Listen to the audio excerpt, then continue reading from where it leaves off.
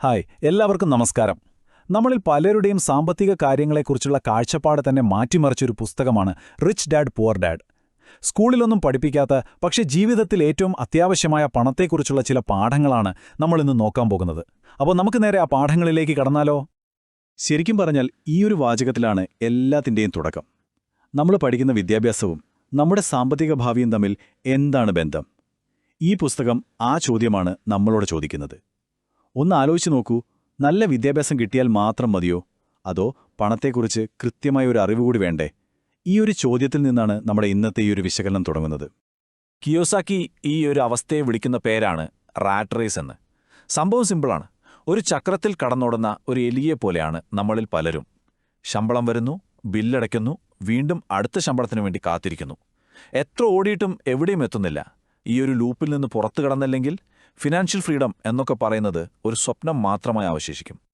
അപ്പോ പുസ്തകത്തിന്റെ പ്രധാന വിഷയം തന്നെ രണ്ട് അച്ഛന്മാരുടെ കഥയാണ്. അവരുടെ രണ്ട് തത്വശാസ്ത്രങ്ങൾ. ഒരാൾ കിയോസാക്കിയുടെ സ്വന്തം അച്ഛൻ, നന്നായി പഠിച്ച് വലിയ സർക്കാർ ഉദ്യോഗസ്ഥനായി. അദ്ദേഹത്തെ പാവപ്പെട്ട അച്ഛൻ എന്ന് വിളിക്കുന്നു. മറ്റേയാൾ അദ്ദേഹത്തിന്റെ സുഹൃത്തിന്റെ അച്ഛൻ. 8ാം ക്ലാസ് പഠിപ്പ് നിർത്തി, പക്ഷെ സ്വന്തമായി ഒരു ബിസിനസ് സാമ്രാജ്യം തന്നെ കെട്ടിപ്പടുത്തു. അദ്ദേഹമാണ് സമ്പന്നനായ അച്ഛൻ. പണത്തെക്കുറിച്ചുള്ള ഇവരുടെ ഐഡിയാസ് അത് കംപ്ലീറ്റ്ലി ഓപ്പോസിറ്റായിരുന്നു. ഇവിടെ നോക്കൂ, ആ വ്യത്യാസം എന്താണെന്ന് വളരെ വ്യക്തമാണ്. പാവപ്പെട്ട അച്ഛൻ എപ്പോഴും പറയും നല്ലൊരു ജോലി കിട്ടാൻ വേണ്ടി നന്നായി പഠിക്കണമെന്ന്. പക്ഷേ സമ്പന്നനായ അച്ഛൻ്റെ ഉപദേശം എന്തായിരുന്നു? മറ്റുള്ളവർക്ക് ജോലി കൊടുക്കാൻ വേണ്ടി പഠിക്കണം, ബിസിനസ്സുകൾ ഉണ്ടാക്കണമെന്നായിരുന്നു. ഇത് മാത്രമല്ല, സ്വന്തം വീടിനെ പാവപ്പെട്ട അച്ഛൻ ഏറ്റവും വലിയൊരു അസറ്റ്, അതായത് നിക്ഷേപമായി കണ്ടപ്പോൾ സമ്പന്നനായ അച്ഛൻ പറഞ്ഞതെന്താണെന്നോ? അതൊരു ലയബിലിറ്റിയാണ്, ഒരു ബാധ്യതയാണ് എന്ന്. ഈ ഒരു ചിന്തയിലുള്ള വ്യത്യാസമാണ് അവരുടെ ഫിനാൻഷ്യൽ ഫ്യൂച്ചർ തന്നെ തീരുമാനിച്ചത്. അപ്പോൾ ഈ റാറ്റ് റേസിൽ നിന്ന് എങ്ങനെ പുറത്തു കിടക്കാം? അതിനൊരു വഴിയുണ്ട്. ഒരൊറ്റ നിയമം. എല്ലാം മാറ്റിമറിക്കാൻ കഴിവുള്ള ആ ഒരൊറ്റ നിയമം എന്താണെന്ന് നമുക്ക് നോക്കാം. ഇതാണ് ആ നിയമം. Rule number 1. എന്താണൊരു അസറ്റ്, എന്താണൊരു ലയബിലിറ്റി എന്ന് കൃത്യമായി മനസ്സിലാക്കുക. എന്നിട്ട് അസറ്റുകൾ മാത്രം വാങ്ങുക. സിമ്പിളായി തോന്നാം അല്ലേ? പക്ഷെ മിക്ക ആൾക്കാരും സാമ്പത്തികമായി ബുദ്ധിമുട്ടുന്നത് ഈ ഒരൊറ്റ കാര്യം മനസ്സിലാക്കാത്തതുകൊണ്ടാണ്. ഇത്രയുള്ള സംഭവം. ആസ്തിയും ബാധ്യതയും തിരിച്ചറിയുക, ആസ്തികൾ വാങ്ങിക്കൂട്ടുക. അപ്പോൾ എന്താണ് ഈ ആസ്തി അഥവാ അസറ്റ്? വളരെ സിമ്പിളാണ്. നിങ്ങളുടെ പോക്കറ്റിലേക്ക് പണം ഇങ്ങോട്ട് കൊണ്ടുവരുന്ന എന്തിനേയും നമുക്ക് അസറ്റ് എന്ന് വിളിക്കാം. ഒരു ഉദാഹരണം പറഞ്ഞാൽ, നിങ്ങൾക്ക് വാടക കിട്ടുന്ന ഒരു കെട്ടിടം, അല്ലെങ്കിൽ സ്റ്റോക്കിൽ നിന്ന് കിട്ടുന്ന ഡിവിഡൻഡ്, ഇതൊക്കെ നിങ്ങളുടെ വരുമാനം കൂട്ടുകയല്ലേ ചെയ്യുന്നത്? അതാണ് അസറ്റ്. അതിന്റെ നേരെ ഓപ്പോസിറ്റാണ് ലയബിലിറ്റി, അതായത് ബാധ്യത. ഇത് നിങ്ങളുടെ പോക്കറ്റിൽ നിന്ന് പണം അങ്ങോട്ട് കൊണ്ടുപോകും. ഇപ്പോഴത്തെ കാറിന്റെ EMI, വീടിന്റെ ലോൺ, ക്രെഡിറ്റ് കാർഡ് ബില്ലുകൾ, ഇതൊക്കെ ബാധ്യതകളാണ്. കാരണം ഇവയൊക്കെ നമ്മുടെ ചെലവുകൾ കൂട്ടുകയുള്ളൂ. ഓക്കെ, അപ്പോൾ പണം എങ്ങോട്ടാണ് പോകുന്നത്? ഈ അസറ്റും ലയബിലിറ്റിയും തമ്മിലുള്ള വ്യത്യാസം ശരിക്കും മനസ്സിലാകണമെങ്കിൽ നമ്മൾ 3 തരം ആൾക്കാരുടെ പണമൊഴുക്ക്, അതായത് ക്യാഷ് ഫ്ലോ പാറ്റേൺ നോക്കണം. പാവപ്പെട്ടവർ, മധ്യവർഗം, പിന്നെ സമ്പന്നർ. ആദ്യം പാവപ്പെട്ടവരുടെ കാര്യമെടുക്കാം. വളരെ സ്ട്രെയിറ്റ് ഫോർവേഡാണ്. ജോലി ചെയ്യുന്നു, ശമ്പളം കിട്ടുന്നു. ആ പണം മുഴുവൻ ടാക്സ്, വാടക, ഭക്ഷണം പോലുള്ള അത്യാവശ്യ കാര്യങ്ങൾക്ക് വേണ്ടി ചെലവാകുന്നു. പണം വരുന്നു, അതേപോലെ പോകുന്നു. ഇൻവെസ്റ്റ് ചെയ്യാനോ സമ്പാദിക്കാനോ ഒന്നും ബാക്കിയുണ്ടാവില്ല. ഇനിയാണ് ഏറ്റവും വലിയ ട്രാപ്പ്, മധ്യവർഗത്തിന്റെ ക്യാഷ് ഫ്ലോ. ഇവിടെയും ജോലിയിൽ നിന്ന് വരുമാനം വരുന്നു. പക്ഷേ ആ പണം പോകുന്നത് വെറും ചിലവുകളിലേക്ക് മാത്രമല്ല. അവർ ആസ്തികളാണെന്ന് തെറ്റിദ്ധരിച്ച് കുറേ ബാധ്യതകൾ വാങ്ങിക്കൂട്ടുന്നു.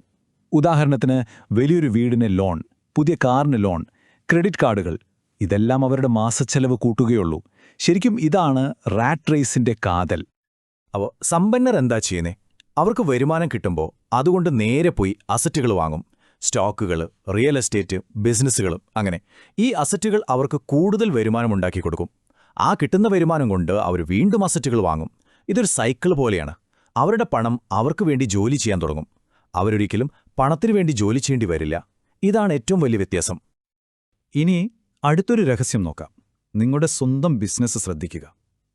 പലർക്കും തെറ്റുന്ന ഒരിടമാണിത്. നിങ്ങളുടെ ജോലിയല്ല നിങ്ങളുടെ ബിസിനസ്. മക്ഡൊണാൾഡ് സ്ഥാപകൻ റീ ക്രോക്കിന്റെ ഒരു ഫേമസ് വാചകമുണ്ട്. അദ്ദേഹം പറഞ്ഞത്, ഞാൻ ഹാംബർഗർ ബിസിനസ്സിലല്ല, എന്റെ ബിസിനസ് റിയൽ എസ്റ്റേറ്റ് ആണ് എന്നാണ്. ഒന്ന് ചിന്തിച്ചു നോക്കൂ. അദ്ദേഹം വിറ്റത് ബർഗറാണ്. പക്ഷേ അദ്ദേഹത്തിന്റെ യഥാർത്ഥ ബിസിനസ് എന്തായിരുന്നു? ആ മക്ഡൊണാൾഡ്സ് ഒക്കെ ഇരിക്കുന്ന സ്ഥലങ്ങൾ വാങ്ങിക്കൂട്ടലായിരുന്നു. അതുപോലെ നിങ്ങളുടെ ജോലി നിങ്ങൾക്ക് ശമ്പളം തരും, പക്ഷെ നിങ്ങളുടെ യഥാർത്ഥ ബിസിനസ് അത് നിങ്ങളുടെ അസറ്റ് കോളമാണ്. അപ്പോൾ എന്താണ് നിങ്ങളുടെ ബിസിനസ്? അതിങ്ങനെയുള്ള യഥാർത്ഥ അസറ്റുകളാണ്. നിങ്ങൾ അവിടെ ഇല്ലെങ്കിലും നിങ്ങൾക്ക് വരുമാനം തരുന്ന ബിസിനസ്സുകൾ, സ്റ്റോക്കുകൾ, ബോണ്ടുകൾ, വാടക കിട്ടുന്ന വീടുകൾ, ഇതൊക്കെ. ജോലിയുടെ കൂടെ തന്നെ നിങ്ങളുടെ ഈ അസറ്റ് കോളം വളർത്തുന്നതിലാണ് നിങ്ങൾ ശ്രദ്ധിക്കേണ്ടത്. ഇനി അടുത്തത്, സമ്പന്നർ ആഡംബരങ്ങൾ വാങ്ങുന്നതെപ്പോഴാണ് എന്നതിലാണ് കാര്യം. നിങ്ങളുടെ അസറ്റുകൾ വേണം നിങ്ങളുടെ ആഡംബരങ്ങൾ വാങ്ങാൻ, അല്ലാതെ നിങ്ങളുടെ ശമ്പളമല്ല.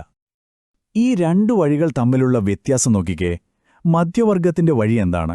ശമ്പളം കിട്ടുന്നു, നേരെ പോയി ക്രെഡിറ്റിൽ ഒരു കാറോ എന്തെങ്കിലും ആഡംബര വസ്തുവോ വാങ്ങുന്നു, എന്നിട്ട് ആ കടം വീട്ടാൻ കൂടുതൽ കഷ്ടപ്പെട്ട് ജോലി ചെയ്യുന്നു.